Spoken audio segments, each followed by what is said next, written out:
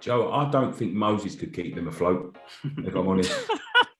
God's on his truth. So weak at the back and no attacking threat, there's only one way, and that's down. Villa's a good balance because he's got all the chance in the world of keeping them up, and then once he's kept them up and kept them afloat, there's a chance to build on that. A lot of Liverpool fans will probably say he's probably going to be the manager. He most likely will be. And I think for me, this is probably his best step. They're on the brink of something. Now, what it is it could be greatness, it could be relegation. I don't know whether Eddie Howe is really going to take them to another level. There's been quite a few managers come and go in the Premier League over the last few years. Yeah. And there's a reason that Eddie Howe hasn't got a job. So far this season, it's got to be. West Ham are the standout star for me, like the big surprise package. We see what happened last year. I think they went from not losing at home for like 2-3 years to losing like 5 in a row. And, that's where they'll struggle, in my opinion. We started that. Yeah. But let's not go into that.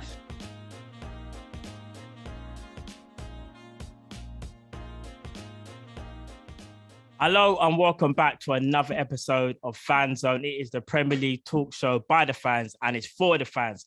And today we have got with us Nick from West Ham TV. How you going, Nick? I'm well, Matt. Thank you very much for having me. No, anytime. And obviously we got Joe from Burnley as well for his TurfCast as well. Joe, how you doing, mate? Yeah, good. Thanks, mate. Yourself? All good? Yeah, not too bad. And obviously, if you don't know already, you can see the flag. Liverpool fan, Matt from Kopish. I hope you guys are all doing well. But obviously that leads me on to my first question, guys. This is a massive one for me. He's my icon. That's Steven Gerrard. He's obviously gone to Aston Villa. Now, do you guys think this job is a bit too soon for Steven Gerrard? Should he have stayed at Rangers? Like, Nick, I'll come to you first. No, I think it's the right thing. He wants to be in the Premier League, doesn't he? And, Villa's a massive club who have found themselves in a bit of a predicament. It's not like, if you look at the investment that's been going on at Villa, it's not lack of investment. So it's not going to be sort of held up for funds or anything like that. He'll be able to shape the team. He'll have some decent funds available and he's got some good players there already. He's done a stellar job at Rangers. Yeah. To stop Hilton from getting 10 in a row and winning the title and things like that, like from the position where he took them, it's quite phenomenal, to be quite honest with you, because he's such a. I didn't think Rangers would be in this position for another 4 or 5 years as of yet, because the rebuild from 4th division up to winning the Premier League again was a hell of a job. But no, I think it's the right move for Gerrard. I really do. I think he can do well. He's a natural leader. He obviously knows the game in and out. He's obviously a good manager. Like there's always that, that first with the first step of management, there's always a question like, was the Rangers' top job too big or too much of a challenge for him? But he's taken it all in his stride. I think Villa's a really good move for him. Yeah, no, that's fair enough to say. I think for Gerrard, this is always going to be, for me, his natural sort of next step. But I'll come on to myself in a bit. But Joe, I'll come to you next, actually. Like, what do you think he can actually achieve at Aston Villa? Do you think he can sort of turn them maybe into a top 4 club or top 6? Like, what do you think is the maximum where you think he can take them? I think top 4 or even top 6 might be a bit ambitious. I think if Villa do have that ambition, it's going to be for 5-10 years. It's a slow process, and as you've just said, there is no lack of investment there. They have spent a lot of money. Yeah. But it's worth remembering as well that they did lose someone in amazing quality of Jack Grealish, and whether you agree that it should have gone to City or not, the fact of the matter is he was their main player. They did everything for him, so of course they're going to have a struggle this season, and I think they'll continue that with Gerrard there. But yeah, I want to echo what you were just saying as well. I do think he deserves this sort of role. He's done very well at Rangers. I'd like to have seen him stay at Rangers a little bit longer, but when a job like Villa comes up, as you've said, you can't really turn it down, can you? I very rarely say this about opposition players or managers, but Gerrard's one of them. Being an England fan that I really, really like, and I do want to see him do really, really well. So fingers crossed he can do well. But I think top 4, top 6 might be a bit much. Maybe consolidate that top 10, because all right, they did well last season and stuff, but now they've sunk again. So it needs to be one of them sides that I think regularly finishes in the top half and then maybe push on to European ambitions. I think it's as I said, like the step for him to get in the Premier League, that he as Joe just said, he had to strike now. He had to, because there's two jobs that come up in a Premier League normally, and that is a club at the top, which is not at the top of their league, like say it be a Liverpool or a Man United or a Tottenham or someone like that, which is going to be too much for Gerrard. There's going to be names like Conte and people like that are always linked to them jobs, or as like we're about to talk about, like the likes of Norwich, who are who like beyond saving really. So Villa's a good balance, because he's got all the chance in the world of keeping them up, and then once he's kept them up and kept them afloat, there's a chance to build on that and show what he can really do in the Premier League. He understands the Premier League. Definitely. And just to add to what you said as well, I think for me, I wasn't really shocked, but still a little bit, because I thought he might have saw out the season with Rangers, and I know obviously he was massive over there. I mean, stopping Celtic from winning, I think, what was it, 10 in a row? To go and do that was absolutely amazing. And then not only that, to go unbeaten, like, that's crazy. So I kind of knew at some point he was going to leave Rangers. I was just a little bit surprised that he left them midway through the season. Well, not midway, but still early in the season. So I don't know, and again, a lot of Liverpool fans will probably say he's probably going to be the manager. He most likely will be. And I think for me, this is probably his best step. I don't think he should have went from Rangers to Liverpool, because I think that step, that the expectation is completely different. And that's not downplaying Rangers, but Liverpool's a completely different ballgame. And I think if you're going to go there, you have to be at a certain level. And I think this is another way how he gets to test himself and see if he can actually do it at a Premier League level. I don't know if you guys agree with that. No, yeah, spot on there for me, Matt. I think Rangers to Liverpool would have been too much, and especially now too soon. Even when Klopp's contract ran out, I think you do need to have sort of like a medium in between there. Again, not bashing Rangers, probably more so bashing the Scottish League, if anything. You're going to need to be competitive week in, week out, or a manager that knows to be competitive week in, week out, with a team that's competitive week in, week out, whereas in the SPL, obviously not. But that brings us on nicely. Obviously, Nicky, you've already mentioned him. Dean Smith, he's obviously Gerrard's predecessor at Villa. Does anybody, Nicky, I'll go to you already, because you've already said the beyond savings. I think you've already answered the question, but do you think he can keep Norwich up? Joe, I don't think Moses could keep them afloat, if I'm honest. God's honest truth is, like, what I've seen so far from Norwich, and I don't mean this, no disrespect, because I've got a couple of friends that are big Norwich fans. They love their club and all that, but nothing works there. They're just not built for it. They're a Championship club, and they haven't built upon that, and they haven't even tried to. It's sort of, I think they're going for the West Brom model. The bounce back ability, where they get the parachute payments and they come back up and they go back down and they go back up until they build sort of a big pot of money. But no, honestly, they are doomed. They're not going to stay up. I will be very, very surprised if they've got double figure points this season, even with a new, And to be fair, for the manager, he did do a grand job at Villa with all that money to spend. They're not going to give him any money. They're not, they're going to be looking at it as a sort of a lost cause now with Norwich, and probably accepting and making plans for a relegation and who they're going to try and keep and who they're going to try and sell and all that sort of. Even this early in the season, like we're not even a third way through the season yet, they're resigned to their fate, and it's a shame really, because it's a shame for the supporters, because they didn't have a great time in the Premier League the last time they was up. They've come straight back up, and then the club have made the same mistake all over again, and not invested in the squad, and they've just taken that money and put it in the coffers. There's no point in doing that if you're not going to invest it into the squad. Yeah. They've definitely had a poor start to the season, but I think the majority of us would have agreed we expected that. Matt, what about you? Do you think Dean Smith can bring anything different to Norwich than what we've seen already this season? I kind of have to agree with Nick. I don't think he can. I mean, the investment, I don't think is there at Norwich. I think what you see is Norwich is what you get. And I think they're one of those teams where you can see they're probably a little bit too good for the Championship, but they're not good enough for the Prem. And I think they're always going to be like in that in-between stage. And even though they've got a new manager there and, fresh impetus, I still can't see them not being relegated. I just think, unfortunately, if you're a Norwich fan, you kind of can see the writing is on the wall. And even though you've got a manager that's obviously going to try and give the place a lift, and I'm sure he will, I think Norwich kind of know they're kind of doomed, in my opinion. Yeah, I've got to agree with both of you, to be honest. I think they're already down, and as a fan of a club that is looking over my shoulder a little bit at the minute, it's, you know, no disrespect to Norwich, and I don't mean any shade on Norwich fans, but, you know, it's good to see that there's a club pretty much already gone. You know what? They were very poor, even at the turf this season. I think we're one of only 3 sides that hasn't beaten them so far this season. But you could just tell they had no attacking threat whatsoever. And they just they looked okay defensively, but we never really tested them. You put any pressure on them and they're going to crack at the back as well. So weak at the back and no attacking threat, there's only one way, and that's down. Yeah, definitely. The Premier League's not built for that type of team. No, yeah, you're right. And even when I look at Norwich as well, I think, okay, so they've got Timo Pukki, who I think is good, but again, it's like, who's he kind of playing with? And then not only that, you've got Max Sands, who I actually rate. I think Max Sands is good. For me, they're probably 2 stand-up players. Maybe Todd Cantwell when he decides to perform as well, but he's been in and out of the squad. I don't know if that's because of injury, but yeah, I think the writing, again, is on the wall for Norwich. And it's a shame because you don't want to be a club where you kind of keep bouncing between the Championship and the Prem.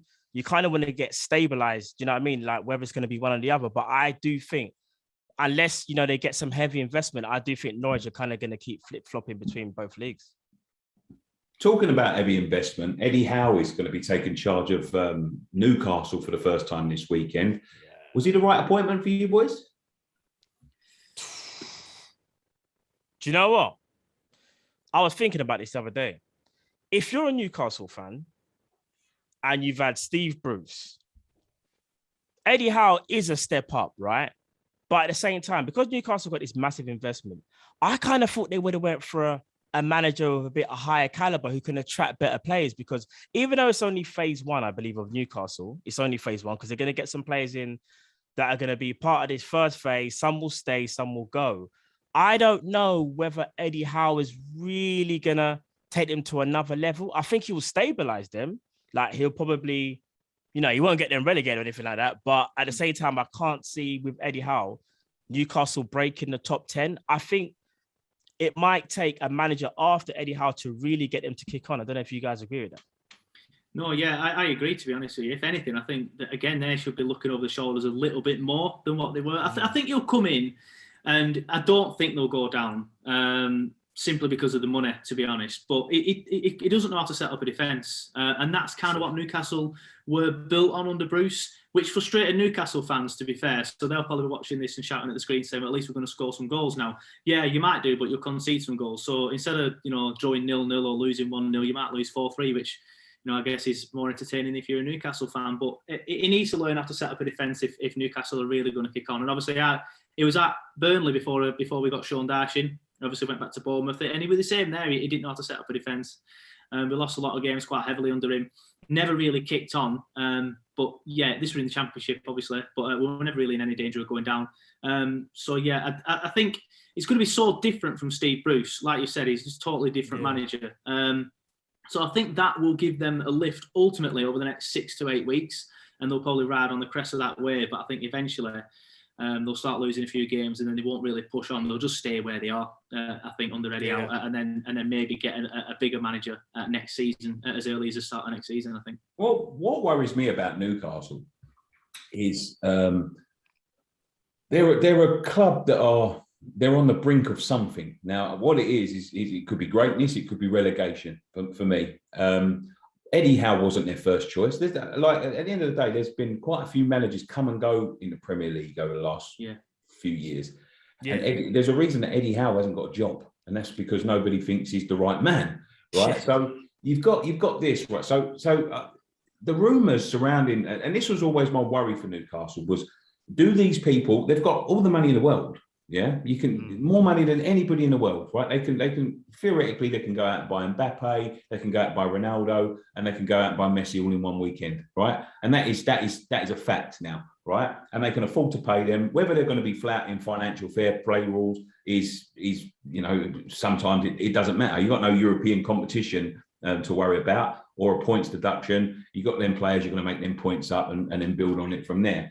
The thing that worried me about Newcastle is, do these people actually know what they're talking about when it comes to football? Because there's one thing in having money and throwing it around like it's like, you know, spending it like it's going out of fashion. And there's another thing in, you know, it's going to take a little bit of time. Do we get people around us that know football? Do we get people like that's going to cause an infrastructure that's going to build for the future?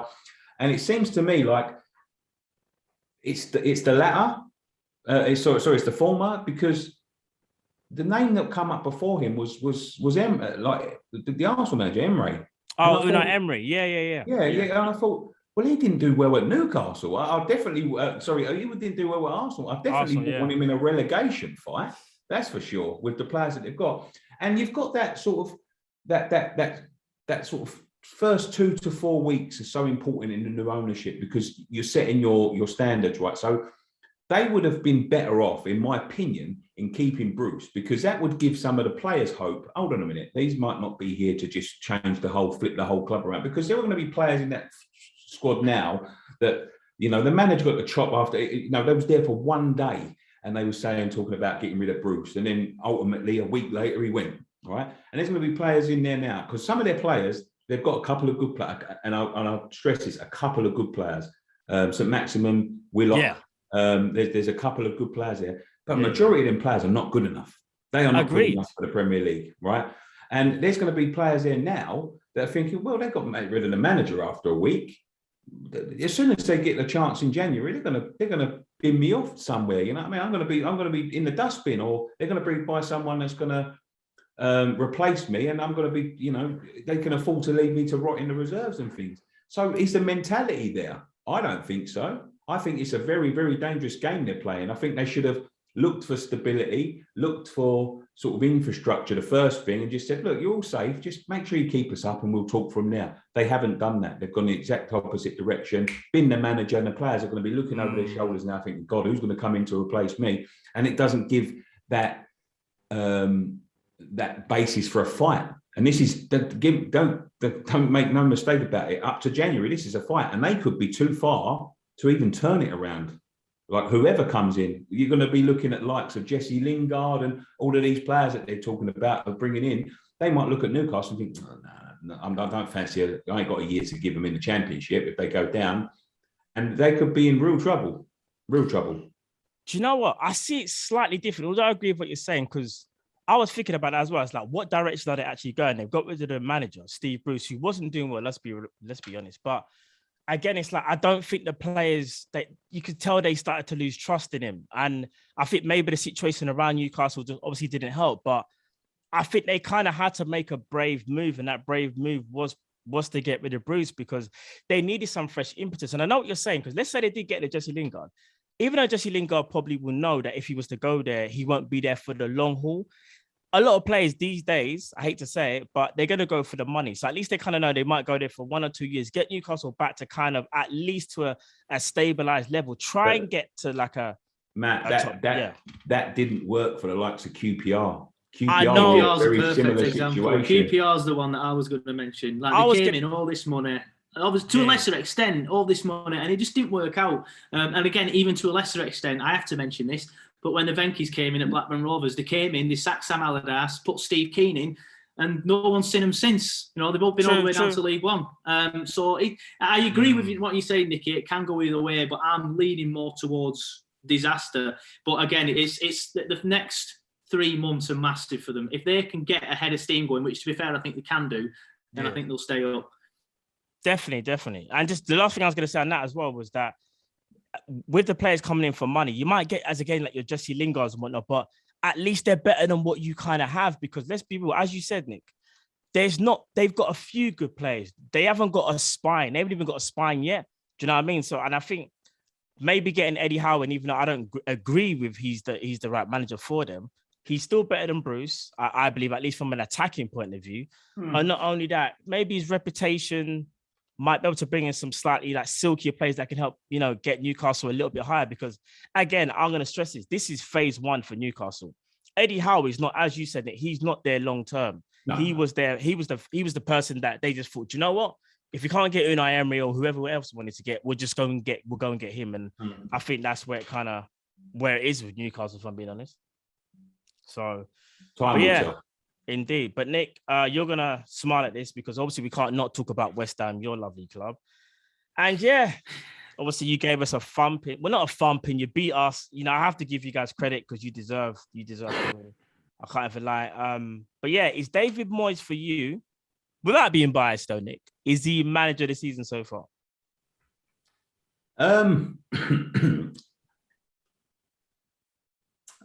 No. He's up there as a candidate. I'm not going to turn around and say he's clear as manager of the season because there's been a few managers that have done really well. But he's up there. He's definitely up there as a manager of the season because it's not too dissimilar to what we did last year in terms of like the results so far. You know, we was riding high for a lot of the season last year, so it's not too dissimilar to what we did last year. So if it was, you know, gone from relegation, I think he's more of a candidate of manager of season last season from where he took us from to you know where we ended up. But he's definitely up there, 100%. He's fantastic, and the way he's turned the club around is you know what he's done there is a miracle, to be quite honest with you, because he's never going to get the complete backing of upstairs because they're just not them type of people. So the way he's done that is you know, is a credit to him because he's done it without, you know, going out and spending oodles of money and you know, any sort of direction from upstairs. So the way he's done that is fantastic. But he's got to be up there, I'd say. It's not, as you say, I'm biased, so you know, it's probably better off to go to Joe. Yeah, I'm going to say, I think you're being pretty, because you're biased, I think you're holding back a little bit. I think you're being a little bit modest. Like, for me, there's nobody else apart from Tuchel, really. Thomas Frank maybe, but they fell off an absolute cliff, so he's not going to get it now. I don't think there's anyone else. I think what West Ham have achieved so far this season, you've got to maintain it's obviously be the manager of the season. If West Ham finish in the top four, he is manager of the season. Even if Liverpool run or City just run away with it, it is going to be Moyes. And you can't really give it anyone else really in that scenario. But yeah, I think you're being modest there. I think so far this season, it's got to be. West Ham are the standout side for me, like the big surprise package, the one that, all right, you mentioned you did similar last season, but I feel like this season there's more to you this season. I feel like you're playing a lot better. Again, you watch West Ham more than me, so you can probably comment more on that. But from the games I've seen, you look a lot better this season than you did last season, even though it might look quite similar to you. But for me, there's nobody else. There is nobody else. There's only Tuchel, really. But he's in the position that you expect him to be in. Maybe not top of the league, but top three. Whereas West Ham, nobody really expected you to be above Liverpool. And in third, I think you were at this stage of the season. Yeah. So I think it is. It's Moyes. There's nobody else for me. Yeah, no, and I have to agree with you, Joe, because I think, I agree, because when I think about West Ham, I know you did well last season, Nick, but this season, I think you've really come to the fore because I just look at your team and I think, wow, do you know what? They are the surprise package for me this season. Obviously, you would know better than me, but again, the result even against us, and I'm just using us as a barometer of how you guys even beat us as well. I think the confidence that you guys now have, which you've taken from last season, was massive for you guys because it's always about following up what you've done last season. And I think David Moyes is taking it to another level. And not only that, I think David Moyes is kind of showing people that he is actually a good manager because I think he got a stick, obviously at Man United, you know, he probably took that job a bit too early. Whereas this West Ham team for you guys, I think is perfect for him. I think what he's doing is sensational. And for me, he is the leading candidate because as Joe rightly said, you look at, you know, your Tuchels and even your Klopps and your Peps, you kind of expect us to kind of be up there. But if I'm being honest, I didn't see, you know, West Ham being even in contention for top four at this early stage. And that leads me on to my next point. Like, Joe, I'll come to you first. Like, do you think, like, I don't know, like, can they get top four? Like, do you really think they can continue on this form? I don't know, you know. I think over the course of a season, I said this though when Leicester were riding on the crest of the wave and went to win a league. I'll always err on the side of caution with things like this. I think over the course of a season, for a club who doesn't have a squad, you know, with the depth of the likes of Liverpool, City, Chelsea, or even United, for them to maintain it throughout the season is difficult. A few injuries and then, you know, the formal dip. I would love to see West Ham in the Champions League at the expense of any of the top four, really. Don't have anything against any of the top four. It's just, it becomes a bit boring. It's the same 6 teams over and over again with Leicester sneaking in every now and then. So it'd be nice to see a new team up there. And why not West Ham, really? Because, I don't really have any issues with West Ham. So do I think they can do it? Yes, I think they can. Do I think they will? Ultimately, no. I think they'll fade, which is a shame. Yeah. And Nick, what about you? Do you think you guys can do it? Or do you think you might fizzle out a bit? I think we might fizzle out, if I'm honest. A lot of football in the next month or two, with Europe as well. We're more or less through in that. So we're going to be, although that doesn't come for a long time, League Cup quarter-final, FA Cup coming up. It's going to be tough. I hope we can do it. With all my heart, I hope we can do it. But I suppose it all depends. Ask me in a month's time. Yeah.